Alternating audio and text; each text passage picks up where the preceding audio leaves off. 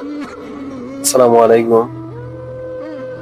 আমাদের প্রিয় হুজুর পীরে কামেল আল্লামা নজরুল ইসলাম কাসিম হুজুর মারা যাওয়াতে খুবই দুঃখ প্রকাশ করতেছি। এই হুজুরকে দেখার খুব ইচ্ছে ছিল, অনেকবার চেষ্টা করেছি ওনাকে দেখার জন্য।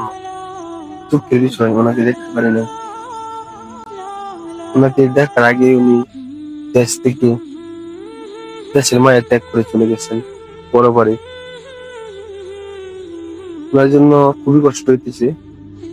আর না, এই হুজুরকে অনেক ভালোবাসতাম, তাই সময় ওনার ওয়াজ নসিহত শুনতাম।